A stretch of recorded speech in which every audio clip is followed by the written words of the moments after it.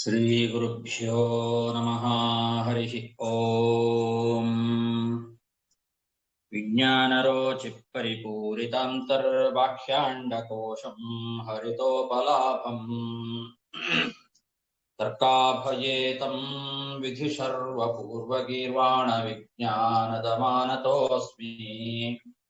ಪ್ರಥಮೋ ಹನುಮಾನ್ ನಾಮ ದ್ವಿತೀಯೋ ಭೀಮ ಏವ ಚ ಪೂರ್ಣಪ್ರಜ್ಞಸ್ತೃತೀಯಸ್ತು ಭಗವತ್ಕಾರ್ಯಸಾಧಕಃ. ಬುದ್ಧಿರ್ಬಲಂ ಯಶೋಧೈರ್ಯಂ ನಿರ್ಭಯತ್ವಂ ಅರೋಗತಾ ಅಜಾಡ್ಯಂ ವಾಕ್ಪಟುತ್ವಂ ಚ ಹನುಮತ್ ಸ್ಮರಣಾದ್ ಭವೇತ್. ಪೃಥ್ವೀಮಂಡಲಮಧ್ಯಸ್ಥಾಃ ಪೂರ್ಣಬೋಧಮತಾನುಗಾಃ ವೈಷ್ಣವಾ ವಿಷ್ಣುಹೃದಯಾಃ ತನ್ನಮಸ್ಯೆ ಗುರುನ್ ಮಮ. ಜನ್ಮಾದ್ಯಸ್ಯ ಯತೋನ್ಮಯಾದಿತರತಶ್ಚಾರ್ಥೇಷ್ವಭಿಜ್ಞಸ್ವರಾಟ್ ತೇನೇ ಬ್ರಹ್ಮಹೃದಾಯ ಆದಿಕವಯೇ ಮುಹ್ಯಂತಿ ಯಂ ಸೂರಯಃ. ತೇಜೋ ವಾರಿಮೃದಾಂ ಯಥಾ ವಿನಿಮಯೋ ಯತ್ರ ತ್ರಿಸರ್ಗೋ ಮೃಷಾ ಧಾಮ್ನಾ ಸ್ವೇನ ಸದಾ ನಿರಸ್ತಕುಹಕಂ ಸತ್ಯಂ ಪರಂ ಧೀಮಹಿ. ಸೃಷ್ಟಿಸ್ಥಿತ್ಯಪ್ಯೇಹಾನ್ಯತಿಗೃಹೀತಮೋ ಬಂಧಮೋಕ್ಷಾಶ್ಚ ಯಸ್ಮಾತ್ ಅಸ್ಯ ಶ್ರೀ ಬ್ರಹ್ಮರುದ್ರ ಪ್ರಭೃತಿ ಸುರನರದ್ವೇಷ ಶತ್ರುತ್ಮಕಸ್ಯ ವಿಷ್ಣೋರ್ವ್ಯಸ್ತಾಃ ಸಮಸ್ತಾಃ ಸಕಲಗುಣನಿಧಿಃ ಸರ್ವದೋಷೋ ವ್ಯಪೇತಃ ಪೂರ್ಣಾನಂದೋ ವ್ಯಯೋ ಯೋ ಗುರುರಪಿ ಪರಮಃ ಚಿಂತಯೇತಂ ಮಹಾಂತಂ. ಯಂ ಪ್ರವ್ರಜಂತಮನುಪೇತಮಪೇತಕೃತ್ಯಂ ದ್ವೈಪಾಯನೋ ವಿರಹ ಕಾತರ ಆಜುಹಾವ. ಪುತ್ರೇತಿ ತನ್ಮಯತಯಾ ತರವೋಪಿ ನೇದುಃ ತಂ ಸರ್ವಭೂತಹೃದಯಂ ಮುನಿಮಾನತೋಸ್ಮಿ. ಶ್ರೀಗುರುಭ್ಯೋ ನಮಃ. ಹರಿ ಓಂ. ಶ್ರೀಮದ್ಭಾಗವತದ ನವಮ ಸ್ಕಂಧದ 12ನೇ ಅಧ್ಯಾಯದಲ್ಲಿ ಇವತ್ತು 25ನೇ ಶ್ಲೋಕ. ರಾಜೋವಾಚ ಅಹೋ ರೂಪಮಹೋ ಭಾವಂ ನರಲೋಕ ವಿಮೋಹನಂ ಕೋ ನ ಸೇವೇತ ಮನುಜೋ ದೇವೀಂ ತ್ವಾಂ ಸ್ವಯಮಾಗತಾಂ. ಪುರೂರವ ಮಹಾರಾಜ ಹೇಳ್ತಾ ಇರುವಂತಹ ಮಾತು. ಪುರೂರವ ಮಹಾರಾಜನ ಹತ್ತಿರ ಊರ್ವಶಿ ಬಂದಿದ್ದಾಳೆ. ಬಂದಾಗ ಅವಳು 3 ಒಪ್ಪಂದಗಳನ್ನ ಮಾಡ್ಕೊಳ್ತಾಳೆ. ನಾನು ನಿನ್ನ ಜೊತೆಯಲ್ಲಿ ರಮಿಸ್ತೇನೆ, ನನಗೆ ಯಥೇಚ್ಛವಾಗಿ ತುಪ್ಪವನ್ನ ಆಹಾರವನ್ನಾಗಿ ಕೊಡಬೇಕು, ಈ 2 ಕುರಿಮರಿಗಳನ್ನ ನಾನು ನ್ಯಾಸವಾಗಿ ಇಡ್ತೇನೆ, ಅದನ್ನ ರಕ್ಷಣೆ ಮಾಡಬೇಕು, ಮತ್ತು ನೀನು ಮೈಥುನದ ಸಮಯದಲ್ಲಿ ಬಿಟ್ಟು ಬೇರೆ ಸಮಯದಲ್ಲಿ ನಗ್ನನಾಗಿ ನನಗೆ ಕಾಣಿಸ್ಕೊಳ್ಬಾರ್ದು. ಈ 3 ನಿಯಮಗಳಲ್ಲಿ ನೀನು ಯಾವುದಾದ್ರೂ ನಿಯಮವನ್ನ ಮೀರಿದಿ ಅಂತಾದ್ರೆ ನಾನು ಹೊರಟೋಗ್ಬಿಡ್ತೇನೆ ಅಂತ ಒಪ್ಪಂದ ಮಾಡಿದ್ಲು. ಆಯಿತು ಅಂತ ಒಪ್ಪಿಕೊಂಡಿದ್ದ. ಒಪ್ಪಿಕೊಂಡು ಹೇಳ್ತಾ ಇದ್ದಾನೆ, ರಾಜ, ನಿನ್ನ ಈ ರೂಪ ನರಲೋಕ ವಿಮೋಹನಂ, ಮನುಷ್ಯ ಲೋಕದಲ್ಲಿ ಎಲ್ಲರನ್ನೂ ಕೂಡ ಮೋಹಗೊಳಿಸುವಂತಹ ಅತ್ಯಂತ ಆಶ್ಚರ್ಯಕರವಾದಂತಹ ಈ ರೂಪ, ಇಂತಹ ನಿನ್ನ ಈ ಒಂದು ಶೃಂಗಾರ ಭಾವವನ್ನ ಕಂಡಂತಹ ಯಾವ ಮನುಷ್ಯ ತಾನೇ ನಿನ್ನನ್ನ ಸೇವಿಸೋದಿಲ್ಲ ಹೇಳು? ಒಲಿದು ಬಂದಂತಹ ದೇವತೆ ನೀನು, ಸ್ವಯಮಾಗತಾಂ ದೇವೀಂ, ಅಂತಹ ನಿನ್ನನ್ನ ಕೋನ ಸೇವೇತ ಮನುಜಃ, ಯಾವ ಮನುಷ್ಯ ತಾನೇ ಸೇವಿಸೋದಿಲ್ಲ? ಅಂತಹ ಅದ್ಭುತವಾದ ನರಲೋಕ ವಿಮೋಹನ ಮಾಡುವಂತಹ ಒಂದು ಅದ್ಭುತವಾದ ರೂಪ ನಿಂದು ಅಂತ ಅವಳನ್ನ ಹೊಗಳುತ್ತಾ ಇದ್ದಾನೆ. ಅಹೋ ರೂಪಂ ಅಹೋ ಭಾವಂ ನರಲೋಕ ವಿಮೋಹನಂ ಕೋನ ಸೇವೇತ ಮನುಜೋ ದೇವೀಂ ತ್ವಾಂ ಸ್ವಯಮಾಗತಾಂ. ತಯಾ ಸ ಪುರುಷ ಶ್ರೇಷ್ಠೋ ರಮಯಂತ್ಯಾ ಯಥಾರ್ಹತಃ ರೇಮೇ ಸುರವಿಹಾರೇಷು ಕಾಮಂ ಚೈತ್ರರಥಾದಿಷು. ಶುಕಾಚಾರ್ಯರು ಹೇಳ್ತಾ ಇದ್ದಾರೆ, ಈ ಪುರುಷಶ್ರೇಷ್ಠನಾದಂತಹ ಪುರೂರವ ಊರ್ವಶಿಯ ಜೊತೆಯಲ್ಲಿ ಅನೇಕ ವರ್ಷಗಳ ಕಾಲ ಅನೇಕ ಉದ್ಯಾನಗಳಲ್ಲಿ ಯಥೇಚ್ಛವಾಗಿ ಸುಖವನ್ನು ಅನುಭವಿಸಿದ. ರಾಜಭೋಗ್ಯ ಪದಾರ್ಥಗಳಿಂದ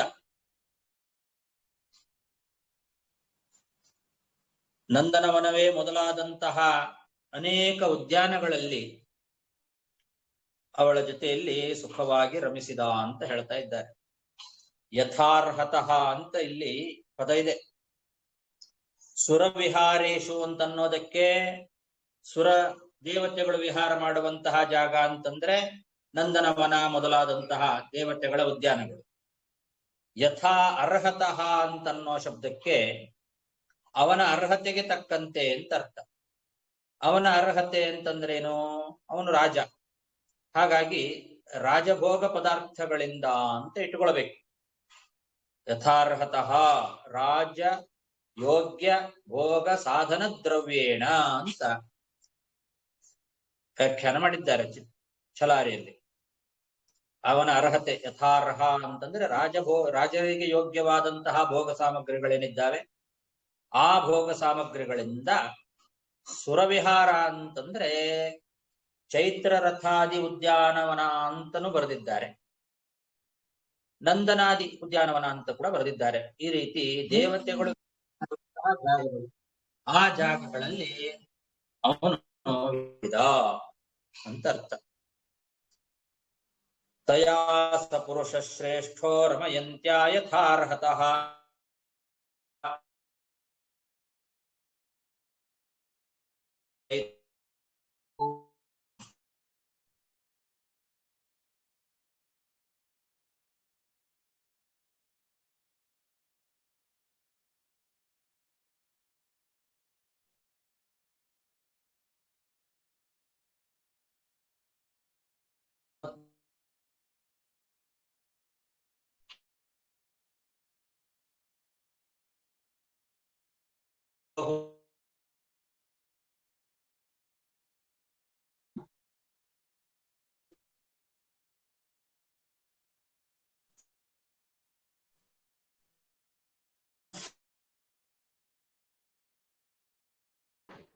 ವಾಯ್ಸೇ ಕೇಳಿಸ್ಲಿಲ್ಲ ಆಚಾರ್ಯ.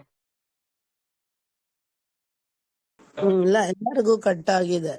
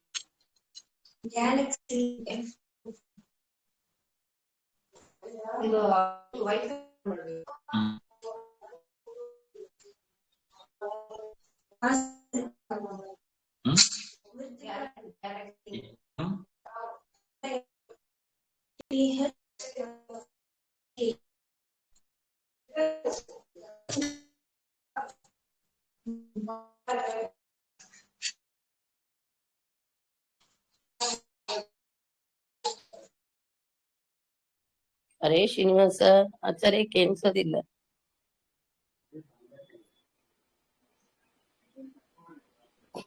జేస్తే కొనాలి అయిపోతుంది తను బరోకరత ఓయిక సರಿ సರಿ ಸ್ಟಿಲ್ ಚಾಲೆ ಕಟ್ಟುಂಗುಲೆ ಓಕೆಪ್ಪ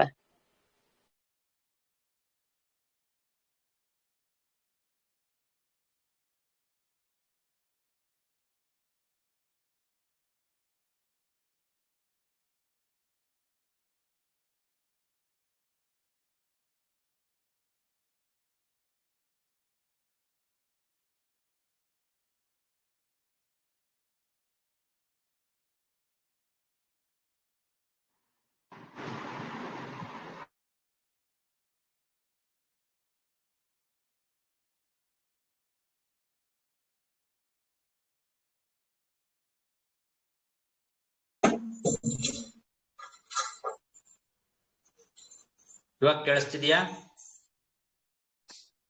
ಕೇಳಿಸ್ತದ ಕೇಳಿಸ್ತದ ಇವಾಗ ಚೆನ್ನಾಗಿದೆ. 27ನೇ ಶ್ಲೋಕ ನೋಡಿ. ರಮಮಾಣಸ್ತಯಾ ದೇವ್ಯಾ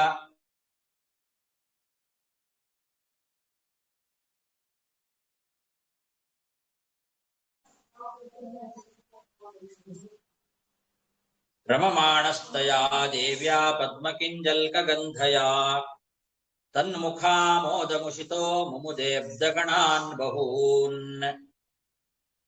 ಆ ಊರ್ವಶಿ ದೇವಿ ಒಳ್ಳೆ ಪದ್ಮಕಿಂಜಲ್ಕ ಗಂಧಯ ಅಂದಿದ್ದಾರೆ. ಅಂದ್ರೆ ಸುಗಂಧ ಭರಿತವಾದ ಶರೀರವುಳ್ಳವಳು,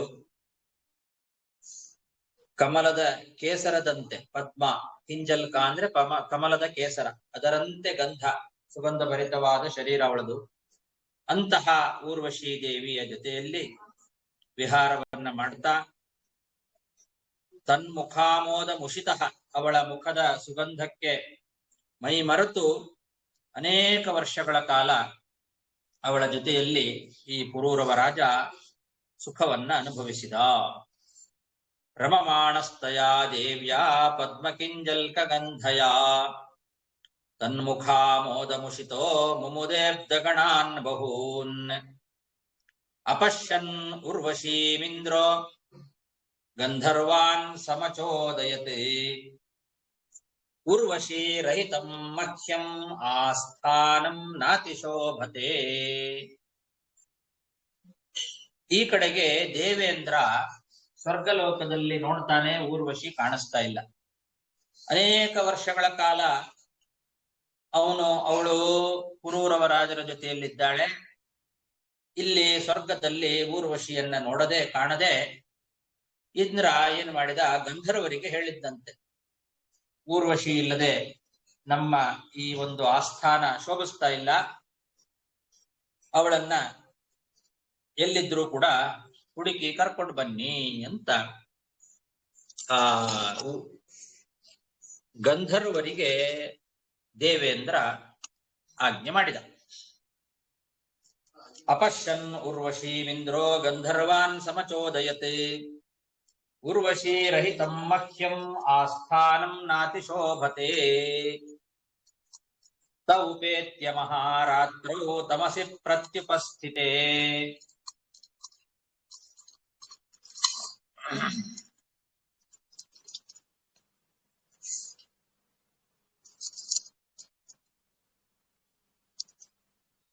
ಉರ್ವಶ್ಯಾ ವೃಣೌ ಜಕ್ರುರ್ನ್ಯಸ್ತೌ ರಾಜನಿಜಾಯಯಾ. ಗಂಧರ್ವರು ಏನು ಮಾಡಿದ್ರು, ಅವಳನ್ನ ಪತ್ತೆ ಹಚ್ಚಿದ್ರು. ಪುರೂರವ ರಾಜನ ಹತ್ತಿರ ಇದ್ದಾಳೆ ಅಂತ ಗೊತ್ತಾಯ್ತು. ಏನಾದರೂ ಮಾಡಿ ಅವನಿಂದ ಇವಳನ್ನ ಬಿಡಿಸಿ ಕರ್ಕೊಂಡು ಬರ್ಬೇಕು. ಅದಕ್ಕೆ ಆ 2 ಕುರಿಮರಿಗಳನ್ನ ಏನು ನ್ಯಾಸವಾಗಿ ಇಟ್ಟಿದ್ರು, ಅದು ಆ ಕುರಿಮರಿಗಳನ್ನ ಅವನು ರಕ್ಷಣೆ ಮಾಡ್ಲಿಲ್ಲ ಅಂತಾದ್ರೆ ಅವಳು ಹೊರಟು ಬರ್ತಾಳೆ ಅಂತ ಗೊತ್ತಿತ್ತಲ್ಲ. ಹಾಗಾಗಿ ಆ 2 ಕುರಿಮರಿಗಳನ್ನ ಅವರು ಮಧ್ಯರಾತ್ರಿಯಲ್ಲಿ ಬಂದು, ಎಲ್ಲ ಕಡೆಯಲ್ಲಿ ಕತ್ತಲು ಇದ್ದಾಗ ಆ 2 ಕುರಿಮರಿಗಳನ್ನ ಅಪಹಾರ ಮಾಡಿಬಿಟ್ರು. ಆ ಗಂಧರ್ವರು ಬಂದು ತೌಪೇತ್ಯ ಮಹಾರಾತ್ರೌ ತಮಸಿ ಪ್ರತ್ಯುಪಸ್ಥಿತೆ. ಉರ್ವಶ್ಯಾ ಉರಣೋ ಜಹೃಹು ನ್ಯಸ್ತೌ ರಾಜನಿಜಾಯಯ.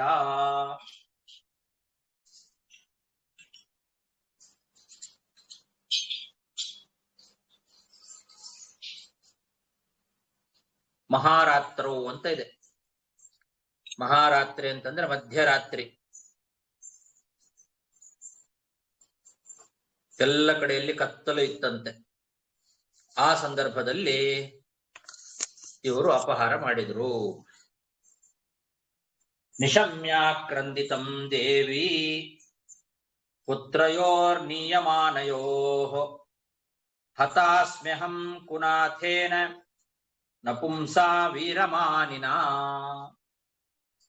ಆ ಕುರಿಮರಿಗಳನ್ನ ಗಂಧರ್ವರು ತಗೊಂಡು ಹೋಗ್ತಾ ಇರುವಾಗ ಅವಳು ಜೋರಾಗಿ ಕೂಗಿದ್ಲಂತೆ. ಇವಳು ಊರ್ವಶಿ ಅಳ್ಳಿಕ್ಕೆ ಪ್ರಾರಂಭ ಮಾಡಿದ್ಲಂತೆ. ಅಯ್ಯೋ, ನಾನು ಈ ನಪುಂಸಕನಾದಂತಹ ಕೆಟ್ಟ ಗಂಡನನ್ನ ಪಡೆದು ಕೆಟ್ಟು ಬಿಟ್ಟೆ ಅಂತಾಳೆ. ಕುನಾಥೇನ ನಪುಂಸಾ ವೀರಮಾನಿನ ಹತಾಸ್ಮ್ಯಹಂ ಅಂತಾಳೆ. ಇವನು ವೀರ ಅಂತ ತಿಳ್ಕೊಂಡಿದ್ದಾನೆ, ತನ್ನನ್ನ ತಾನು ಮಹಾವೀರ ಅಂತ ತಿಳ್ಕೊಂಡಿದ್ದಾನೆ. ಆದ್ರೆ ಈ ಕುರಿಗಳನ್ನ ರಕ್ಷಣೆ ಮಾಡ್ಲಿಕ್ಕೆ ಅವನ ಕೈಯಿಂದ ಆಗ್ತಾ ಇಲ್ಲ. ನಪುಂಸಕ ಇವನು. ಇಂತಹ ಕುನಾಥ ಕೆಟ್ಟ ಗಂಡನಿಂದ ನಾನು ಹತಾಸ್ಮಿ, ಕೆಟ್ಟು ಬಿಟ್ಟೆ ಅಂತ ಅಳ್ಲಿಕ್ಕೆ ಪ್ರಾರಂಭ ಮಾಡಿದ್ದಾಳೆ. ಆ ಕುರಿಯನ್ನ ಅವರು ಒಯ್ಯುವಾಗ ನಿಶಮ್ಯ ಕ್ರಂದಿತಂ ದೇವಿ ಪುತ್ರಯೋರ್ನೀಯಮಾನಯೋ. ಆ ಕುರಿಮರಿಗಳು ಜೋರಾಗಿ ಕೂಗ್ಕೊಂಡು ಅದನ್ನ ಕೇಳಿ ಇವಳು ಈ ರೀತಿ ಹೇಳ್ತಾ ಇದ್ದಾಳೆ. ಹತಾಸ್ಮ್ಯಹಂ ಕುನಾಥೇನ ನಪುಂಸಾ ವೀರಮಾನಿನ ಯದ್ವಿಸ್ರಂಭಾದಹಂ ನಷ್ಟ ಪ್ರತಾಪತ್ಯಾಚ ದಸ್ಯುಭಿಃ ಯಶ್ಯೇತೆ ನಿಶಿ ಸಂತ್ರಸ್ತೋ ಯಥಾ ನಾರೀ ದಿವಾ ಪುಮಾನ್. ನಾನು ಇವನನ್ನ ನಂಬಿ ಇವನ ಮೇಲೆ ವಿಶ್ವಾಸ ಇಟ್ಟು ಕೆಟ್ಟು ಬಿಟ್ಟೆ. ನನ್ನ ಕುರಿಮರಿಗಳನ್ನ ಕಳ್ಳರು ಕದ್ಕೊಂಡು ಹೋಗಿಬಿಟ್ರು. ನಾನು ಇವನನ್ನ ನಂಬಿ ಕೆಟ್ಟೆ. ಈ ಕುರಿಗಳನ್ನ ಕಳ್ಳರು ಅಪಹಾರ ಮಾಡ್ಕೊಂಡು ಹೋಗ್ತಾ ಇದ್ದಾರೆ. ಆದ್ರೂ ಕೂಡ ರಾತ್ರಿ ಕಾಲದಲ್ಲಿ ಹೆಂಗಸರ ತರ ಮಲ್ಕೊಂಡಿದ್ದಾನೆ ಇವನು ದಿವಾಪುಮಾನ್ ಅಂತ ಬೈತಾಳೆ. ಹಗಲು ಮಾತ್ರ ಪುರುಷ ಇವನು, ರಾತ್ರಿ ಪುರುಷ ಅಲ್ಲ ಇವನು. ಹೆಣ್ಣಿನ ತರ ಮಲ್ಕೊಂಡಿದ್ದಾನೆ ಹೆದರಿ. ನನ್ನ ಕುರಿಗಳನ್ನ ಅವರು ಕದ್ಕೊಂಡು ಹೋಗ್ತಾ ಇದ್ದಾರೆ, ಹೆಣ್ಣಿನ ಹಾಗೆ ಮಲ್ಕೊಂಡಿದ್ದಾನೆ. ಹಗಲು ಮಾತ್ರ ಪುರುಷ ಇವನು, ದಿವಾಪುಮಾನ್ ಅಂತ. ಯದ್ವಿಸ್ರಂಭಾದಹಂ ನಷ್ಟಾ ಹೃತಾಪತ್ಯಾಚ ದಸ್ಯುಭಿಃ ಯಶ್ಯೇತೆ ನಿಶಿ ಸಂತ್ರಸ್ತೋ ಯಥಾ ನಾರೀ ದಿವಾ ಪುಮಾನ್ ಇತಿ ವಾಕ್ ಸಾಯಕೈರ್ವಿದ್ದಃ ಪ್ರತೋದೈರಿವ ಕುಂಜರಃ ನಿಶಿ ನಿಸ್ತ್ರಿಂಶಮಾದಾಯ ವಿವಸ್ತ್ರೋಭ್ಯದ್ರವದೃಶಾ. ಈ ಊರ್ವಶಿ ಈ ತರ ಮಾತಾಡಿದ್ದನ್ನ ಕೇಳಿ ಅವನಿಗೆ ಒಂಥರ ನಾಚಿಕೆ ಆಯ್ತು. ಮತ್ತೆ ಅವಳ ಮಾತುಗಳು ಅವನನ್ನ ಬಾಣದಂತೆ ಚುಚ್ಚಿದುವಂತೆ. ಚುಚ್ಚಿ ಮಾತಾಡ್ತಾ ಇದ್ದಾಳೆ. ಇವನಿಗೆ ಪುರುಷತ್ವನೇ ಇಲ್ಲ, ನಪುಂಸಕ, ಹೆಣ್ಣಿನ ತರ ಮಲ್ಕೊಂಡಿದ್ದಾನೆ, ಹಗಲು ಮಾತ್ರ ಪುರುಷ ಇವನು, ಹಾಗೆ ಹೀಗೆ ಅಂತ ಬೈದಾಗ ಆ ಮಾತುಗಳು ಅವನಿಗೆ ಬಾಣದಂತೆ ಚುಚ್ಚಿದಂತೆ ಆಯ್ತು. ವಾಕ್ ಸಾಯಕೈಹಿ ಅಂತ ಅಂದಿದ್ದಾನೆ. ಮಾತು ಎಂಬಂತಹ ಬಾಣಗಳು. ಮ್ಯೂಟ್ ಮಾಡ್ಕೊಳ್ಳಿ, ಒತ್ಸಲ ಅವ್ರು ಮ್ಯೂಟ್ ಮಾಡ್ಕೊಳ್ಬೇಕು. ಬಾಣಗಳಂತೆ ಚುಚ್ಚಿದುವಂತೆ. ವಾಕ್ ಸಾಯಕ ಅಂದ್ರೆ ಬಾಣಗಳು, ಮಾತೆಂಬ ಬಾಣಗಳು. ಆ ರೀತಿ ಚುಚ್ಚಿದಾಗ ಅವನಿಗೆ ಕೋಪ ಬಂತು. ಕತ್ತಿ ಹಿಡ್ಕೊಂಡು ರಾತ್ರಿ ಎದ್ದ ಹೊರಟ. ಅವನಿಗೆ ಹೇಗಾಗಿತ್ತು ಅಂತಂದ್ರೆ ಪ್ರತೋದೈರಿವ ಕುಂಜರಹ ಅಂತ. ಅಂಕುಶದಿಂದ ಆನೆಗೆ ತಿವಿದಾಗ ಅದಕ್ಕೆ ಹೇಗೆ ಕೋಪ ಬರ್ತದೋ ಹಾಗೆ, ಅಂಕುಶದಿಂದ ಆನೆಯನ್ನ ತಿವಿದ ಹಾಗೆ ಆಗಿತ್ತು ಅವನಿಗೆ. ಆವಾಗ ಏನ್ ಮಾಡಿದ, ರಾತ್ರಿ ಮಲ್ಕೊಂಡವನು ಎದ್ದು ಕತ್ತಿಯನ್ನ ಹಿಡ್ಕೊಂಡು ಹಾಗೆ ಹೊರಗೆ ಬಂದ. ಅವನು ನಗ್ನವಾಗಿ ಮಲ್ಕೊಂಡಿದ್ದ, ಹಾಗೆ ಹೊರಗೆ ಬಂದ ಅಂತ ಹೇಳ್ತಾ ಇದ್ದಾರೆ. ವಿವಸ್ತ್ರೋ ಅಭ್ಯದ್ರವತ್, ವಿವಸ್ತ್ರನಾಗಿದ್ದ, ಬಟ್ಟೆ ಇರಲಿಲ್ಲ ಮೈಯಲ್ಲಿ, ಹಾಗೆ ಹೊರಗೆ ಬಂದುಬಿಟ್ಟ. ಇದೇ ವಿಷಯ ಭಾಗವತದಲ್ಲಿ ಸ್ವಲ್ಪ ಇಲ್ಲಿ ಸಂಕ್ಷೇಪವಾಗಿ ಇದೆ. ಹರಿವಂಶದಲ್ಲಿ ಈ ಪ್ರಸಂಗದ ವಿವರಣೆ ಬಂದಿದೆ. ಗಂಧರ್ವರು ಒಂದೇ ಸಲಿಗೆ 2 ಕುರಿಗಳನ್ನ ಅಪಹಾರ ಮಾಡೋದಿಲ್ಲ. ಇಲ್ಲಿ ನೋಡಿದ್ರೆ ಹಾಗನ್ಸತ್ತೆ. ಪುತ್ರಯೋಹೋ ನಿಯಮಾನಯೋಹೋ ಅಂತಿದೆ. 2 ಆ ಕುರಿಮರಿಗಳನ್ನ ಅವರು ಕರ್ಕೊಂಡು ಹೋಗ್ತಾ ಇದ್ರು ಗಂಧರ್ವರು. ಆವಾಗ ಇವಳು ಕೂಗಿದ್ಲು, ಆವಾಗ ಇವನು ಎದ್ದು ಬಂದ ಅಂತ ಇಷ್ಟೇ ವಿಷಯ ಇದೆ ಇಲ್ಲಿ. ಹರಿವಂಶದಲ್ಲಿ ಇದರದ್ದು ಸ್ವಲ್ಪ ವಿವರಣೆ ಬರ್ತದೆ. ಗಂಧರ್ವರು ಏನ್ ಮಾಡ್ತಾರೆ, ಮೊದಲು ಒಂದು ಕುರಿಮರಿಯನ್ನ ಮಾತ್ರ ಅಪಹಾರ ಮಾಡ್ತಾರೆ. ಆ ಕುರಿ ಕೂಗಿದ ಕೂಡಲೇ ಅದರ ಧ್ವನಿಗೆ ಊರ್ವಶಿ ಇದು ಗಂಧರ್ವರು ಮಾಡಿದ್ದೇ ಕೆಲಸ ಅಂತ ಅವಳಿಗೆ ಗೊತ್ತಾಗ್ತದೆ. ಅವಳಿಗೆ ನಾನು ಮನುಷ್ಯ ಲೋಕದಲ್ಲಿ ವಾಸ ಮಾಡಬೇಕು ಅನ್ನೋ ಶಾಪ ಏನಿತ್ತು ಅದು ಇಲ್ಲಿಗೆ ಮುಗೀತು. ಮುಗಿದಿದ್ರಿಂದ ದೇವೇಂದ್ರ ನನ್ನನ್ನ ಕರ್ಕೊಂಡು ಹೋಗ್ಲಿಕ್ಕೆ ಈ ರೀತಿ ಉಪಾಯ ಮಾಡಿದಾನೆ ಅನ್ನೋದು ಊರ್ವಶಿಗೆ ಗೊತ್ತಾಗ್ತದೆ. ದೇವೇಂದ್ರ ನಾನು ಬರಬೇಕು ಅಂತ ಅಪೇಕ್ಷೆ ಪಟ್ಟಿದ್ದಾನೆ ಅಂತ ತಿಳ್ಕೊಂಡ್ರು. ಅದಕ್ಕೆ ಈ ಪುರೂರವನ ಹತ್ರ ಇಟ್ಟಿರುವಂತಹ ಕುರಿಮರಿಗಳನ್ನ ಈ ಗಂಧರ್ವರು ಒಯ್ತಾ ಇದ್ದಾರೆ ಅಂತ ಗೊತ್ತಾಯ್ತು. ಆದರೆ ಅದಕ್ಕೆ ಇವನನ್ನ ಒಪ್ಪಂದ ಏನು ಮಾಡಿತ್ತಲ್ಲ, ಆ ಒಪ್ಪಂದಕ್ಕೆ ಸರಿಯಾಗಿ ಅವನನ್ನ ಬಿಟ್ಟು ಹೋಗಬೇಕಾಗಿದೆ. ಅದಕ್ಕೆ ಈ ಪುರೂರವನ ಮಲ್ಕೊಂಡಾಗ ರಾತ್ರಿ ಅವನಿಗೆ ಚುಚ್ಚಿ ಮಾತಾಡಿದ್ಲು. ಇವನಿಗೂ ಗೊತ್ತಾಯ್ತು, ಪುರೂರವನಿಗೆ ಈ ತನ್ನ ಕುರಿಗಳನ್ನ ಒಯ್ತಾ ಇದ್ದಾರೆ ಅಂತ ಹೇಳ್ತಾ ತಾನು ನಗ್ನನಾಗಿ ಮಲ್ಕೊಂಡಿದ್ದೇನೆ, ಹೇಗೆ ಹೋಗ್ಲಿ ಅಂತ ಹೇಳಿ ಕಣ್ಣು ಮುಚ್ಚಿ ಮತ್ತೆ ಮಲ್ಕೊಂಡ. ಬಟ್ಟೆ ಇಲ್ಲ ಮೈ ಮೇಲೆ, ಹಾಗಾಗಿ ಯಾವ ತರ ಹೋಗೋದು ಬೇಡ ಅಂತ ಆ ಕುರಿಗಳನ್ನ ಅವರು ಒಯ್ತಾ ಇದ್ದದ್ದು ಗೊತ್ತಾದ್ರೂ ಕೂಡ ಮತ್ತೆ ಹಾಗೆ ಮಲ್ಕೊಂಡ. ಮತ್ತೊಂದ್ಸಲ ಇನ್ನೊಂದು ಕುರಿ ಮರಿಯನ್ನ ಗಂಧರ್ವರು ಅಪಹಾರ ಮಾಡಿದ್ರು. ಮೊದಲನೇ ಕುರಿ ಮರಿಯನ್ನ ಎತ್ಕೊಂಡು ಹೋಗುವಾಗ ಗೊತ್ತಾದ್ರೂ ನಗ್ನವಾಗಿದ್ದೇನೆ, ಹೇಗೆ ಹೊರಗೆ ಹೋಗೋದು ಬೇಡ ಅಂತ ಹಾಗೆ ಮಲ್ಕೊಂಡಿದ್ದ. ಮತ್ತೊಂದು ಕುರಿಮರಿಯನ್ನ ಅವರು ಅಪಹಾರ ಮಾಡಿದಾಗ ಅದು ಕೂಗುತು. ಅದನ್ನ ಕೇಳಿ ಊರ್ವಶಿ ಒಂದೇ ಸಮನೆ ಮತ್ತೆ ನೀನು ನಪುಂಸಕ ಹಾಗೆ ಹೀಗೆ ಅಂತ ಚುಚ್ಚಿ ಮಾತಾಡ್ಲಿಕ್ಕೆ ಪ್ರಾರಂಭ ಮಾಡಿದ್ಲು. ಅವನಿಗೆ ಕೋಪ ಬರೆಸೋ ಹಾಗೆ ಮಾತುಗಳನ್ನು ಆಡಿದ್ಲು. ಆವಾಗ ಆ ಕೋಪದ ಭರದಲ್ಲಿ ತಾನು ನಗ್ನನಾಗಿದ್ದೇನೆ ಅನ್ನೋದನ್ನು ಕೂಡ ಮರೆತು ಕತ್ತಿ ಹಿಡ್ಕೊಂಡು ಹೊರಗೆ ಬಂದ. ಇಷ್ಟು ವಿವರಣೆ ಹರಿವಂಶದಲ್ಲಿದೆ. ಇತಿ ವಾಕ್ ಸಾಯಕೈರ್ವಿದ್ಧ ಪ್ರತೋದೈರಿವ ಕುಂಜರಃ ನಿಶಿ ನಿಸ್ತ್ರಿಂಶಮಾದಾಯ ವಿವಸ್ತ್ರೋಭ್ಯದ್ರವದೃಶಾ ತೇ ವಿಸೃಜ್ಯೋರಣೌ ತತ್ರ ಪ್ರದ್ಯೋತಂತಸ್ವ ವಿದ್ಯುತಾ ಆದಾಯ ಮೇಷಾವಾಯಾಂತಂ ನಗ್ನಮೈಕ್ಷತ ಸಾಪತಿಂ. ಇದನ್ನೇ ಕಾಯ್ತಾ ಇದ್ರು ಅವರು ಗಂಧರ್ವರು. ಅವರಿಗೆ ಬೇಕಾಗಿದ್ದು ಅಷ್ಟೇ, ಅವನು ನಗ್ನವಾಗಿ ಹೊರಗೆ ಬಂದ. ಅವನು ಹೊರಗೆ ಬಂದ ತಕ್ಷಣದಲ್ಲೇನೆ ಗಂಧರ್ವರು ಏನ್ ಮಾಡಿದ್ರು, ಆ ಕುರಿಮರಿಗಳನ್ನ ಬಿಟ್ಟು ಅವರು ಆ ಪ್ರದೇಶವನ್ನ, ಕತ್ತಲೆ ಆಗಿತ್ತಲ್ಲ ಎಲ್ಲ ಕಡೆಗೂ ಪೂರ್ತಿ ರಾತ್ರಿ ಕತ್ತಲೆ ಆಗಿತ್ತು, ಮಧ್ಯರಾತ್ರಿ. ಆದ್ರೆ ಗಂಧರ್ವರು ತಮ್ಮ ಮೈ ಕಾಂತಿಯನ್ನ ಬೆಳಗಿಸಿ ಬಿಟ್ರು. ತಮ್ಮ ಶರೀರದ ಕಾಂತಿಯಿಂದ ಆ ಪ್ರದೇಶವನ್ನೆಲ್ಲ ಬೆಳಗಿಸಿ ಬಿಟ್ರು. ಆ ಬೆಳಕಿನಲ್ಲಿ ಪುರೂರವನನ್ನ ಊರ್ವಶೀ ದೇವಿ ನಗ್ನ ಅವಸ್ಥೆಯಲ್ಲೇ ನೋಡಿಬಿಟ್ಲು.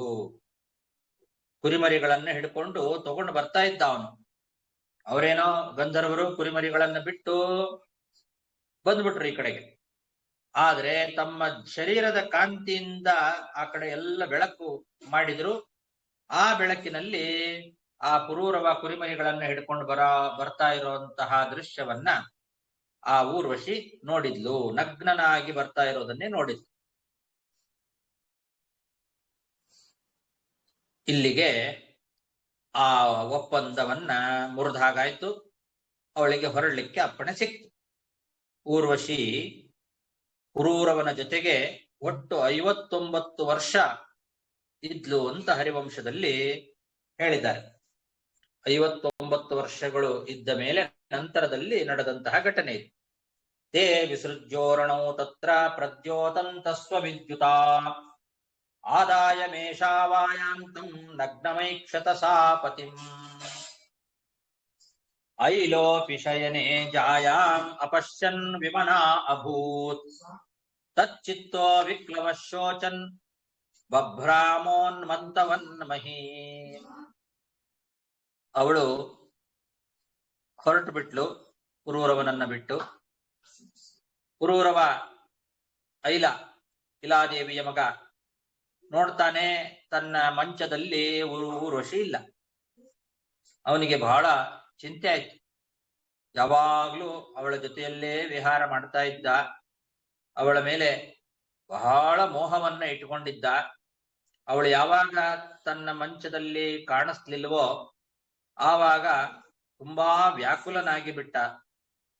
ಅವಳದೇ ನೆನಪು ಮನಸ್ಸಿನಲ್ಲಿ ಯಾವಾಗಲೂ ಅವಳನ್ನೇ ಚಿಂತೆ ಮಾಡ್ತಾ ಮಾಡ್ತಾ ಹುಚ್ಚನ ಹಾಗೆ ಆಗಿಬಿಟ್ನಂತೆ. ಬಭ್ರಾಮ ಉನ್ಮತ್ತವತ್ ಮಹಿ ಮಂದಿದ್ದಾರೆ. ಹುಚ್ಚನಂತೆ ಭೂಮಿಯಲ್ಲಿ ತಿರುಗಾಡ್ಲಿಕ್ಕೆ ಶುರು ಮಾಡಿದ. ಅಷ್ಟು ಹಚ್ಚಿಕೊಂಡು ಬಿಟ್ಟಿದ್ದ ಅವಳನ್ನ. ಐಲೋಪಿ ಶಯನೆ ಜಾಯಾಂ ಅಪಶ್ಯನ್ ವಿಮನಾ ಅಭೂತ್ ತಚ್ಚಿತ್ತೋ ವಿಕ್ಲವಶೋಚನ್ ಬಭ್ರಾಮೋನ್ಮತ್ತವನ್ ಮಹೀಂ ಸತಾಂ ವೀಕ್ಷ ಕುರುಕ್ಷೇತ್ರೇ ಸರಸ್ವತ್ಯಾಂ ಚ ತತ್ಸಖೀಃ ಪಂಚ ಪ್ರಹೃಷ್ಟವದನಃ ಪ್ರಾಹ ಸೂಕ್ತಂ ಪುರೂರವಾಹ. ಹೀಗೆ ಹುಚ್ಚರ ಹಾಗೆ ಎಲ್ಲ ಕಡೆಯಲ್ಲಿ ಭೂಮಿಯಲ್ಲಿ ಸಂಚಾರವನ್ನ ಮಾಡ್ತಾ ಮಾಡ್ತಾ ಮಾಡ್ತಾ ಕುರುಕ್ಷೇತ್ರಕ್ಕೆ ಬಂದಿದ್ದಾನೆ. ಕುರುಕ್ಷೇತ್ರದಲ್ಲಿ ಸರಸ್ವತಿ ನದಿಯ ತೀರದಲ್ಲಿ ಊರ್ವಶಿಯನ್ನ ನೋಡಿದ್ದಂತೆ. ಅವಳು ಜೊತೆಗೆ 5 ಜನ ಸಖಿಯರ ಕರ್ಕೊಂಡು ಬಂದಿದ್ದಾಳೆ. ಆ ಎಲ್ಲ ಸ್ನೇಹಿತರ ಜೊತೆಯಲ್ಲಿ ಊರ್ವಶಿ ಸರಸ್ವತಿ ನದಿ ತೀರದಲ್ಲಿ ಇದ್ದಾಗ ಅವನು ನೋಡಿದ ಕುರುಕ್ಷೇತ್ರದಲ್ಲಿ. ಆವಾಗ ಅವನ ಮುಖ ಅರಳುತ್ತಂತೆ. ಇಲ್ಲಿ ಇಷ್ಟರವರೆಗೆ ಹುಚ್ಚನಂತೆ ತಿರುಗ್ತಾ ಇದ್ದ. ಯಾವಾಗ ಆ 5 ಜನ ಸಖಿಯರನ್ನ ಮತ್ತು ಊರ್ವಶಿಯನ್ನ ನೋಡಿದ್ನೋ ಆವಾಗ ಪ್ರಹೃಷ್ಟವದನಃ, ಅವನ ಮುಖ ಚೆನ್ನಾಗಿ ಅರಳಿತು. ಆ ಅರಳಿದ ಮುಖದಿಂದ ಪುರೂರವ ಏನು ಮಾಡಿದ ಅಂದ್ರೆ ಒಂದು ವೇದ ಮಂತ್ರವನ್ನ ಉಚ್ಚಾರ ಮಾಡಿದ್ದಂತೆ. ಆ ವೇದ ಮಂತ್ರ ಋಗ್ವೇದದಲ್ಲಿ ಬರ್ತಕ್ಕಂತಹ ಮಂತ್ರ. ಅಷ್ಟಮ ಅಷ್ಟಕದಲ್ಲಿ ಪಂಚಮಾಧ್ಯಾಯದಲ್ಲಿ ಪ್ರಾರಂಭವಾಗುವಂತಹ ಸೂಕ್ತ ಅದು. ಹರೇ ಜಾಯೇ ಮನಸಾ ತಿಷ್ಟ ಘೋರೆ ಅಂತ ಪ್ರಾರಂಭ ಆಗ್ತದೆ. ಅದು ಈ ಪುರೂರವನ ಚರಿತ್ರೆಯನ್ನೇ ವರ್ಣನೆ ಮಾಡತಕ್ಕಂತಹ ಒಂದು ವೇದ ಮಂತ್ರ ಅದು. ಆ ವೇದ ಮಂತ್ರವನ್ನ ಪುರೂರವ ಉಚ್ಚಾರ ಮಾಡ್ತಾ ಇದ್ದಾನೆ. ಸತಾಂ ವೀಕ್ಷ ಕುರುಕ್ಷೇತ್ರೇ ಸರಸ್ವತ್ಯಾಂ ಚ ತತ್ಸಖೀಃ ಪಂಚ ಪ್ರಹೃಷ್ಟವದನಃ ಪ್ರಾಹ ಸೂಕ್ತಂ ಪುರೂರವಾಹ ಅಹೋ ಜಾಯೇ ತಿಷ್ಠ ತಿಷ್ಠ ಘೋರೇಣ ತ್ಯಕ್ತುಮರ್ಹಸಿ ಮಂತ್ರ ಅದ್ಯಾಪ್ಯ ನಿರ್ವೃತ್ತ ವಚಾಂಸಿ ಕೃಣವಾವಹೈ. ಆ ಮಂತ್ರ ಹಾಗಿದೆ. ಅಹೋ ಜಾಯೇ ತಿಷ್ಠ ತಿಷ್ಠ ಘೋರೇಣ ತ್ಯಕ್ತುಮರ್ಹಸಿ ಅಂತ ಅದರದ ಅನುವಾದ ಇದೆ. ಆ ಋಗ್ವೇದ ಮಂತ್ರ ಹಯೇ ಜಾಯೇ ಮನಸಾ ತಿಷ್ಠ ಘೋರೆ ಅಂತಿದೆ. ಹಯೇ ಜಾಯೇ ಮನಸ ಅಂದ್ರೆ ಅಹೋ ಜಾಯೇ ಅಂತಾನೆ ಅದು. ನನ್ನ ಪತ್ನಿಯೇ, ಎಲೆ ನನ್ನ ಹೆಂಡತಿಯೇ, ನಿಲ್ಲು ನಿಲ್ಲು, ಹೋಗಬೇಡ. ನಿನ್ನ ಈ ವಿರಹ ದುಃಖ ಬಹಳ ಘೋರವಾಗಿದೆ. ನನಗೆ ಬಹಳ ಘೋರವಾದಂತಹ ವಿರಹ ದುಃಖವನ್ನ ಕೊಡ್ತಾ ಇದ್ದಿದಿ. ನಿಂತುಕೋ, ನನ್ನನ್ನು ಬಿಟ್ಟು ಹೋಗಬೇಡ ಅಂತ ಅವಳನ್ನ ಹೇಳುವಂತಹ ಒಂದು ಮಂತ್ರ. ನನ್ನ ಬಿಟ್ಟು ಹೋಗಬೇಡ. ನಾವು ಮಾಡಿದಂತಹ ಸರಸ ಸಲ್ಲಾಪಗಳು ನನಗೆ ಇವತ್ತಿಗೂ ನೆನಪಾಗ್ತಾ ಇದೆ. ಅದಿನ್ನೂ ಪೂರ್ತಿ ಮುಗುದಿಲ್ಲ. ನಾವಿನ್ನೂ ಸರಸ ಸಲ್ಲಾಪಗಳನ್ನ ಮಾಡೋದು ಇವತ್ತಿಗೂ ಇನ್ನೂ ಪೂರ್ತಿ ಆಗಿಲ್ಲ. ಇನ್ನೂ ಸರಸ ಸಲ್ಲಾಪಗಳನ್ನ ಮಾಡೋಣ. ಬಿಟ್ಟು ಹೋಗಬೇಡ ನನ್ನನ್ನ ಅಂತ ಅದ್ಯಾಪಿ ಅನಿವೃತ್ತಾಹ ಅಂದ್ರೆ ಇವತ್ತಿಗೂ ಇನ್ನು ಮುಗುದಿಲ್ಲ, ಹಾಗಾಗಿ ನನ್ನನ್ನು ಬಿಟ್ಟು ಹೋಗಬೇಡ ಅಂತ. ಇದು ಆ ಋಗ್ವೇದ ಮಂತ್ರದ ಅನುವಾದ. ಅಹೋ ಜಾಯೇ ತಿಷ್ಠ ತಿಷ್ಠ ಘೋರೇನ ತ್ಯಕ್ತುಮರ್ಹಸಿ ಮಂತ್ರ ಅದ್ಯಾಪ್ಯ ನಿರ್ವೃತ್ತಾಹ ವಚಾಂಸಿ ಕೃಣವಾವಹೈ ಸುದೇವೋಯಂ ಪತತ್ಯತ್ರ ದೇವಿ ದೂರಂ ಹೃತಸ್ತ್ವಯಾ ಖಾದಂ ತೇನಂ ಮೃಕಾ ಗೃಧ್ರಾಹ ತ್ವತ್ಪ್ರಸಾದಸ್ಯ ನಾಸ್ಪದಂ. ದೇವಿ, ಈ ದೇಹ ಅಂತನ್ನೋದು ಒಳ್ಳೆ ವಿಹಾರ ಮಾಡಲಿಕ್ಕೆ ಸಾಧನವಾಗಿರ್ತಕ್ಕಂತಹ ದೇಹ. ಇದು ಬೇಕಾದಷ್ಟು ಸುಖವನ್ನು ಅನುಭವಿಸಬಹುದು ಈ ದೇಹದಿಂದ. ಅಂತಹ ನನ್ನ ಈ ದೇಹ ಇಲ್ಲೇ ಬಿದ್ದು ಹೋಗ್ತದೆ. ಯಾಕೆ? ನೀನು ಆ ನನ್ನನ್ನ ಬಹಳ ದೂರ ಅಪಹಾರ ಮಾಡಿಬಿಟ್ಟಿದ್ದಿ. ನೀನು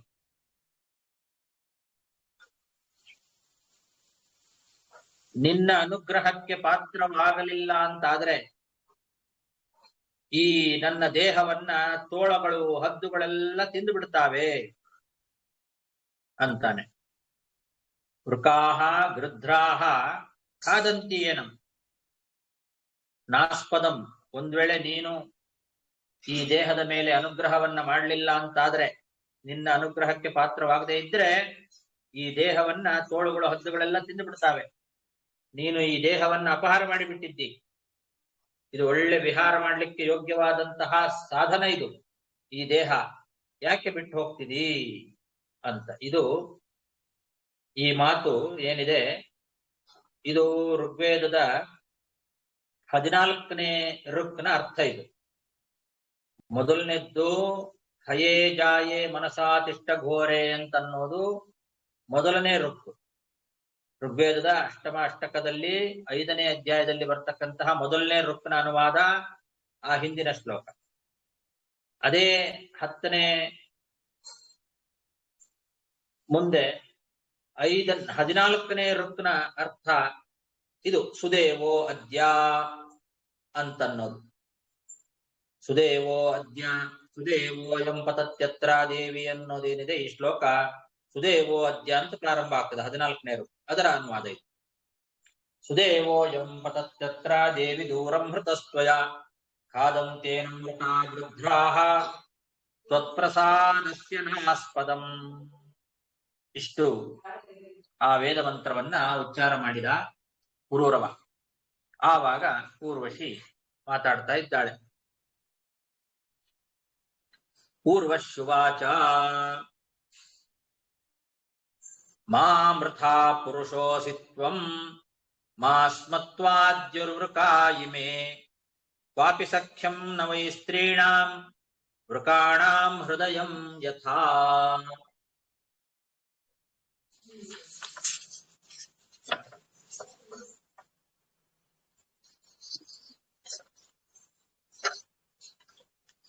ಊರ್ವಶಿ ಪುರೂರವನಿಗೆ ಹೇಳ್ತಾ ಇದ್ದಾಳೆ,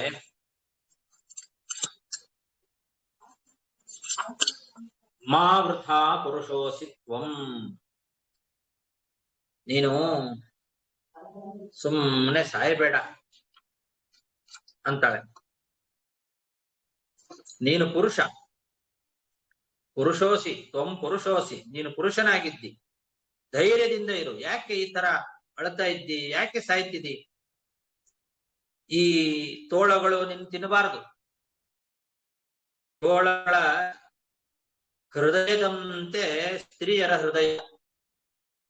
ಸ್ತ್ರೀಯರನ್ನ ನಂಬಬೇಡ, ಅವರ ಜೊತೆಗೆ ಯಾವತ್ತೂ ಕೂಡ ಗೆಳೆತನವನ್ನ ಮಾಡಬಾರದು ಅಂತ ಸ್ತ್ರೀಯರನ್ನ ಬೈತಾ ಇದ್ದಾಳೆ ಊರ್ವಶಿ ದೇವಿ. ವೃಕಾಣಾಂ ಹೃದಯಂ ಯಥಾ, ವೃಕಗಳು ತೋಳಗಳಿದ್ದಾವಲ್ಲ, ಆ ತೋಳಗಳ ಹೃದಯದಂತೆ ಸ್ತ್ರೀಯರ ಹೃದಯ ಇರ್ತದೆ. ಆ ಸ್ತ್ರೀಯರನ್ನ ಯಾವತ್ತೂ ಕೂಡ ನಂಬಬಾರದು, ಅವ್ರ ಜೊತೆಗೆ ಗೆಳೆತನ ಮಾಡಬಾರದು. ಯಾಕೆ ನೀನು ಈ ತರ ಸಾಯ್ತಾ ಇದ್ದಿ?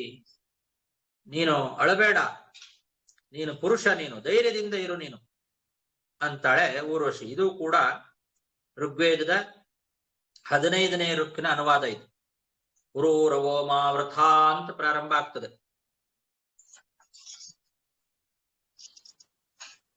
ಆ ಮಂತ್ರದ ಅನುವಾದ ಇದೆ.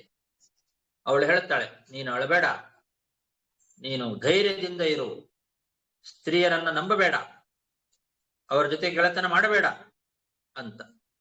ಇದು ಊರ್ವಶಿಯ ಪರವಾಗಿ ಊರ್ವಶಿಯ ಗೆಳತಿ ಒಬ್ಳು ಹೇಳೋ ಮಾತಿದು.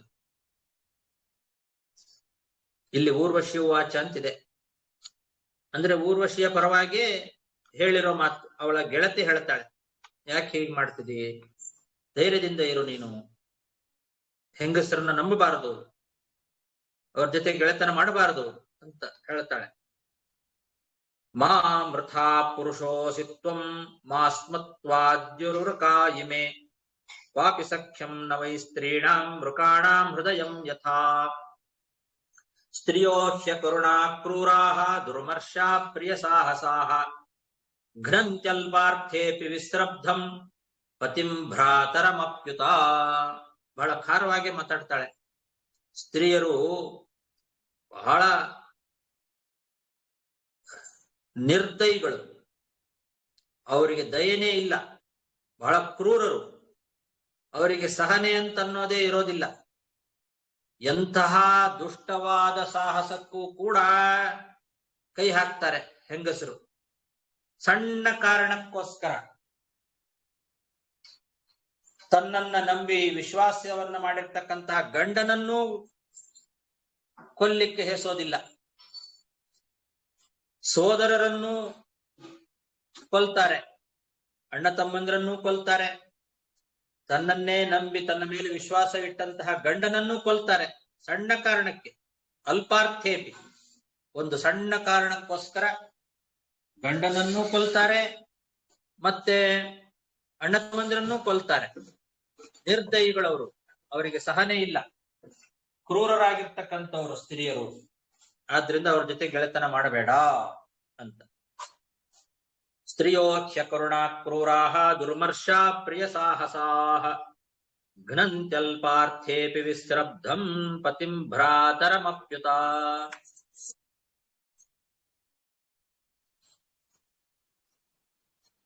ವಿಧಾಯಾಲೀಕ ವಿಸ್ರಂಭಂ ಅಗ್ನೇಶ್ವತ್ಯಂತ ಸೌಖ್ಯದಾಃ ನವಂ ನವಮಭೀಪ್ಸ್ಯಂತ್ಯಃ ಪುಂಶ್ಚಲ್ಯಃ ಸ್ವೈರವೃತ್ತಯಃ. ಈ ಸ್ತ್ರೀಯರು ಕಪಟ ಮೋಸ ಮಾಡ್ತಾರೆ. ಪಾಪ ಏನೂ ತಿಳಿಯದೇ ಇರುವಂತಹ ಅಮಾಯಕರಾದ ಪುರುಷರು ಇದ್ರು ಅಂದ್ರೆ ಅಂತಹ ಪುರುಷರಲ್ಲಿ ಇರುವಂತಹ ಸೌಹಾರ್ದವನ್ನು ಕೂಡ ಬದಿಗಿಟ್ಟು ಕಪಟ ಮೋಸ ಮಾಡ್ತಾರೆ. ವಿಶ್ವಾಸವನ್ನು ತೋರಿಸಿ ಅವ್ರ ಜೊತೆಗೆ ಸ್ವಚ್ಛಂದವಾಗಿ ವಿಹಾರ ಮಾಡಿ ಬಿಟ್ಟೋಗ್ಬಿಡ್ತಾರೆ. ಪುಂಶ್ಚಲಿಯರಾಗಿ ಬಿಡ್ತಾರೆ, ಮತ್ತೊಬ್ಬನನ್ನ ಅನುಸ್ಕರಿಸಿಕೊಂಡು ಹೋಗ್ಬಿಡ್ತಾರೆ.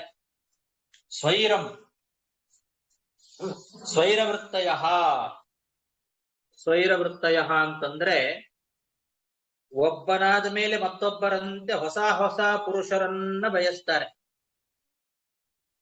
ಇವನ ಒಳ್ಳೆ ಸೌಹಾರ್ದವನ್ನ ಇಟ್ಕೊಂಡಿದ್ರು ಕೂಡ ಅದನ್ನ ಪರಿಗಣಿಸೋದಿಲ್ಲ. ಅಮಾಯಕನಾದಂತಹ ಪುರುಷನನ್ನ ಬದಿಗಿಟ್ಟು ಬಿಡ್ತಾರೆ. ಕಪಟದಿಂದ ಮೋಸ ಮಾಡಿ ಪುಂಶ್ಚಲಿಗಳಾಗಿ ಸ್ವೈರವೃತ್ತಿಗಳಾಗಿ ಬಿಡ್ತಾರೆ. ನವಂ ನವಂ ಅಭೀಪ್ಸಂತಹ, ಹೊಸ ಹೊಸ ಪುರುಷರನ್ನ ಬಯಸ್ತಾರೆ. ಹಾಗಾಗಿ ಅವರ ಮೇಲೆ ಗೆಳೆತನ ಮಾಡಬೇಡ ಅಂತ ಹೇಳ್ತಾ ಇದ್ದಾಳೆ. ವಿಧಾಯಾಲೀಕ ವಿಸ್ರಂಭಂ ಅಗ್ನೇಶ್ವತ್ಯಂತ ಸೌಖ್ಯದಾಃ ನವಂ ನವಂ ಅಭೀಪ್ಸಂತ್ಯಃ ಪುಂಶ್ಚಲ್ಯಃ ಸ್ವೈರವೃತ್ತಯಃ ಸಂವತ್ಸರಾಂತೇಪಿ ಭವಾನ್ ಏಕರಾತ್ರಂ ಮಯೇಶ್ವರ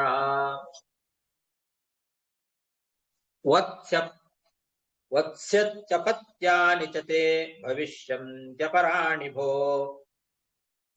ಅಂತರ್ವರ್ತ್ನೀಂ ಉಪಾಲಕ್ಷ್ಯ ದೇವೀಂ ಸ ಪ್ರಯಯೌ ಪುರೀಂ. ಇಷ್ಟು ಹೇಳಿ ಮತ್ತೊಂದು ಮಾತು ಹೇಳ್ತಾಳು ಊರ್ವಶಿ ದೇವಿ. ನೋಡು ಪತಿಯೇ, ಮಹೇಶ್ವರ ನನ್ನ ಒಡೆಯನೇ, 1 ವರ್ಷ ಆದ ಮೇಲೆ ನಾನು ಒಂದು ರಾತ್ರಿ ನಿನ್ನ ಜೊತೆಗೆ ವಾಸ ಮಾಡ್ತೇನೆ ಅಂತಾಳೆ. 1 ವರ್ಷ ತಡಿ. 1 ವರ್ಷ ಕಳೆದ ಮೇಲೆ, ಸಂವತ್ಸರ ಅಂತೆ 1 ವರ್ಷ ಕಳೆದ ಮೇಲೆ ಒಂದು ದಿವಸ ಒಂದು ರಾತ್ರಿ ನಿನ್ನ ಜೊತೆಯಲ್ಲಿ ನಾನು ವಾಸ ಮಾಡ್ತೇನೆ. ಆವಾಗ ನಿನಗೆ ಬೇರೆ ಮಕ್ಕಳು ಹುಟ್ಟುತ್ತಾರೆ ಅಂತ ಈ ರೀತಿ ಊರ್ವಶಿ ಹೇಳ್ತಾಳೆ. 1 ವರ್ಷ ಆದ ಮೇಲೆ, ಈಗಲ್ಲ, 1 ವರ್ಷ ಕಳೆದ ಮೇಲೆ ಒಂದು ರಾತ್ರಿ ನಿನ್ನ ಜೊತೆಯಲ್ಲಿ ನಾನು ವಾಸ ಮಾಡ್ತೇನೆ, ಆವಾಗ ನಿನಗೆ ಬೇರೆ ಮಕ್ಕಳು ಹುಟ್ಟುತ್ತಾರೆ ಅಂತ ಹೇಳ್ತಾಳೆ. ಅಪರಾಣಿ ಹೋ ಅಂತ ಅಂದ್ರೆ ಬೇರೆ ಮಕ್ಕಳು ಹುಟ್ಟುತ್ತಾರೆ. ಬೇರೆ ಮಕ್ಕಳು ಹುಟ್ಟುತ್ತಾರೆ ಅಂತಂದ್ರೆ ಈಗ ಬೇರೆ ಮಕ್ಕಳಿದ್ದಾರೆ. ಇದಲ್ಲದೆ ಇನ್ನು 1 ವರ್ಷ ಕಳೆದ ಮೇಲೆ ಒಂದು ರಾತ್ರಿ ನಿನ್ನ ಜೊತೆಯಲ್ಲಿ ನಾನು ವಾಸ ಮಾಡ್ತೇನೆ, ಆವಾಗ ಬೇರೆ ಮಕ್ಕಳು ಹುಟ್ಟುತ್ತಾರೆ ಅಂತ ಇಷ್ಟು ಹೇಳಿ ಪುರೂರವನಿಗೆ ಸಮಾಧಾನ ಮಾಡ್ತಾಳೆ ಊರ್ವಶಿ. ಅವನಿಗೆ ಸ್ವಲ್ಪ ಸಮಾಧಾನ ಆಗ್ತದೆ. 1 ವರ್ಷ ಕಾಯಬೇಕು. 1 ವರ್ಷ ಕಾದ ಆಮೇಲೆ ಅಂತ ಅವಳು ಹೇಳ್ತಾ ಇದ್ದಾಳೆ ಅಂದಾಗ ಅವನಿಗೆ ಗೊತ್ತಾಯ್ತು, ಓ ಇವಳು ಗರ್ಭಿಣಿ ಆಗಿದ್ದಾಳೆ ಅಂತ ಗೊತ್ತಾಯ್ತು. 1 ವರ್ಷ ನೀನು ಕಾಯಿ ಆಮೇಲೆ ಅಂತಂದಿದ್ದಾಳೆ ಅಂದ ಮೇಲೆ ಹಾಗಾದ್ರೆ ಇವಳು ಗರ್ಭಿಣಿ ಆಗಿದ್ದಾಳೆ ಅನ್ನೋದನ್ನ ತಿಳ್ಕೊಂಡ. ಅಂತರ್ವತ್ನಿ ಉಪಾಲಕ್ಷ್ಯ ಅಂತ. ಅಂತರ್ವತ್ನಿ ಅಂದ್ರೆ ಇವಳು ಗರ್ಭಿಣಿ ಆಗಿದ್ದಾಳೆ ಅನ್ನೋದನ್ನ ತಿಳ್ಕೊಂಡು ಸಮಾಧಾನ ಮಾಡಿಕೊಂಡು ಅಲ್ಲಿಂದ ಹಿಂತಿರುಗಿ ಊರಿಗೆ ಬಂದ ಪುರೂರವ. ಸಂವತ್ಸರಾಂತೇಪಿ ಭವಾನ್ ಏಕರಾತ್ರಂ ಮಹೇಶ್ವರ ವತ್ಸತ್ಯಪತ್ಯಾನಿ ಚತೆ ಭವಿಷ್ಯಂತ್ಯಪರಾಣಿ ಭೋ ಅಂತರ್ವತ್ನೀಮುಪಾಲಕ್ಷ್ಯ ದೇವೀಂ ಸ ಪ್ರಯಯೌ ಪುರೀಂ ಪುನಸ್ತತ್ರ ಗತೋಬ್ಧಾಂತೆ ಊರ್ವಶೀಂ ವೀರಮಾತರಂ ಉಪಲಭ್ಯ ಮುದಾ ಯುಕ್ತಃ ಸಮುವಾಸತಯಾ ನಿಶಾಂ. ಅವಳು ಹೇಳಿದಂತೆ 1 ವರ್ಷ ಕಾಯ್ದ. 1 ವರ್ಷ ಕಳೆದ ಮೇಲೆ ಪುರೂರವ ಮತ್ತೆ ಕುರುಕ್ಷೇತ್ರಕ್ಕೆ ಹೋಗಿ ಅಲ್ಲಿ ಊರ್ವಶಿಯನ್ನ ಅವಳು ಹೇಳಿದ ಹಾಗೆ ನೋಡಿದ. ಅವಳಿಗೆ 6 ಜನ ಮಕ್ಕಳು ಆದರಂತೆ. ಆಯು, ಶ್ರುತಾಯು ಮುಂತಾದಂಥವರು 6 ಜನ ಮಕ್ಕಳು. ಆ 6 ಜನ ಮಕ್ಕಳಿಗೆ ಅವಳು ಜನ್ಮ ಕೊಟ್ಟಿದ್ದಾಳೆ ಅನ್ನೋದನ್ನ ಕಂಡು ಬಹಳ ಸಂತೋಷ ಆಯಿತು. ಆ ರಾತ್ರಿ ಅವಳ ಜೊತೆಗೆಲ್ಲಿ ಸುಖವಾಗಿ ವಾಸ ಮಾಡಿದ.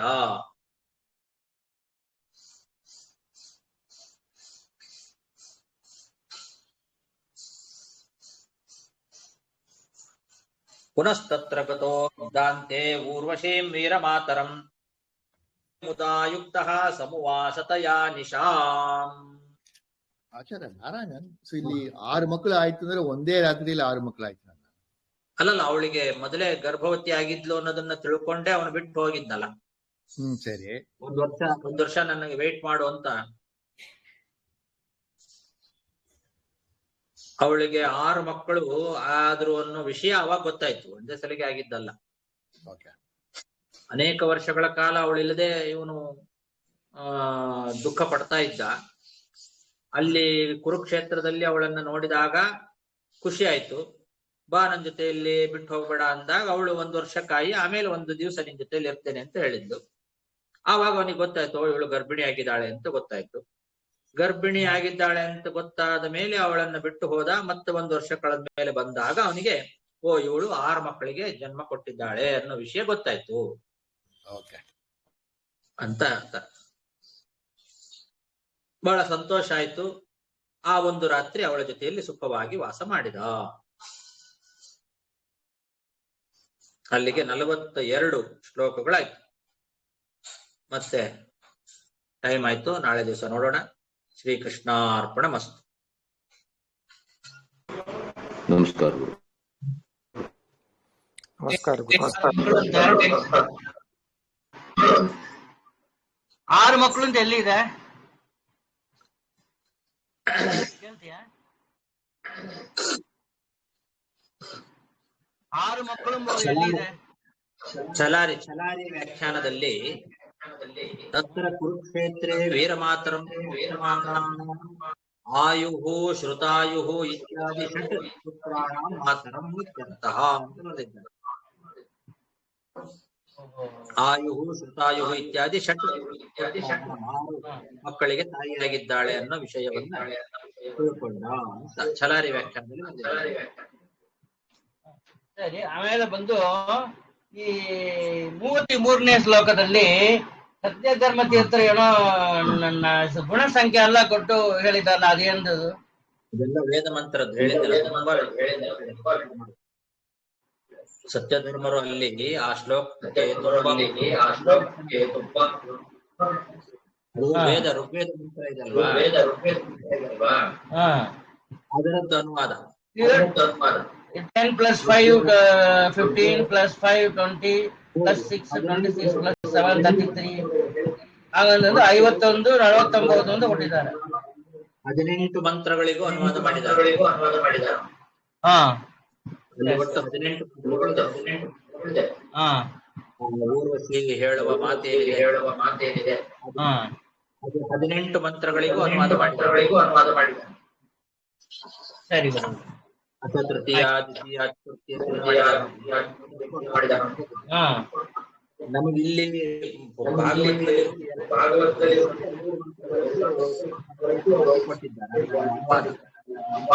ಆ ಮಂತ್ರಗಳನ್ನೇ ತಗೊಂಡು ಮಂತ್ರಗಳಿಗೆ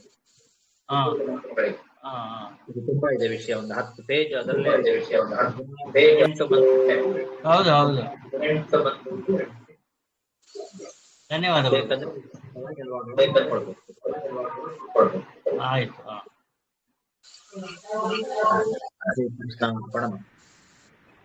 ನಮಃ ಆಚಾರ್ಯ, ನಮಸ್ಕಾರ. ಹರೇ ನಮಃ ಆಚಾರ್ಯ.